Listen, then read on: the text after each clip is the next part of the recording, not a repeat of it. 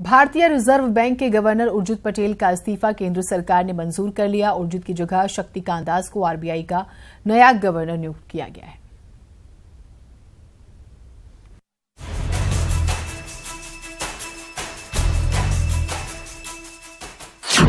RBI को मिला नया गवर्नर।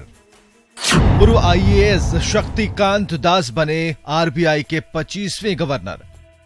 15वें वित्त आयोग के सदस्य रह चुके हैं शक्तिकांत।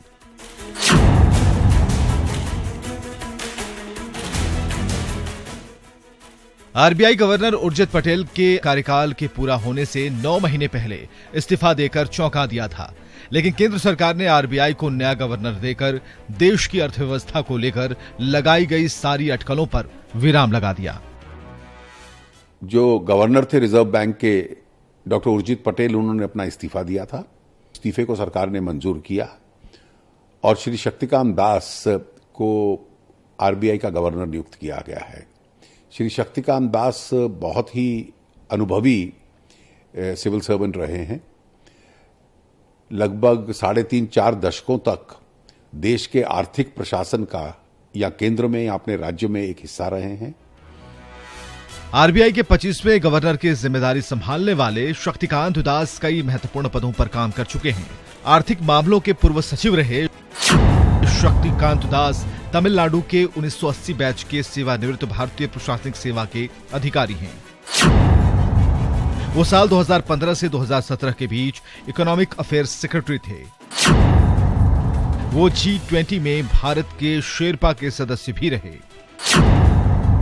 दास नोटबंदी के समय आर्थिक मामलों के सचिव थे और उन्होंने फैसले की तारीफ की थी। आरबीआई के गवर्नर पद संभालने से पहले दास भारत की 15वीं वित्त आयोग के सदस्य थे। केंद्रीय आर्थिक मामलों के सचिव के रूप में अपने कार्यकाल के दौरान शक्तिकांत दास को काफी शक्तिशाली माना जाता था। पिछले दिनों वो प्रधानमंत्री नरेंद्र मोदी के साथ G20 शिखर सम्मेलन में भाग लेने ब्यूनस आयर्स भी गए थे। शक्तिकांत दास पिछले 3 साल में आरबीआई के तीसरे गवर्नर होंगे। पूर्व गवर्नर रघुराम राजन को दूसरा कार्यकाल नहीं देकर मोदी सरकार ने 4 सितंबर 2016 को उर्जित को गवर्नर नियुक्त किया था, लेकिन कार्यकाल पूरा होने से 9 महीने पहले पटेल ने पद छोड़ दिया। हालांकि पटेल ने अपने इस्तीफे की वजह निजी बताई है, लेकिन माना जा रहा है कि आरबीआई की स्वायत्तता, कैश फ्लो और ब्याज दरों में कमी नहीं करने को लेकर सरकार से चल रहा टकराव की वजह से पटेल ने अपना इस्तीफा दिया। Bureau report, news 18 network.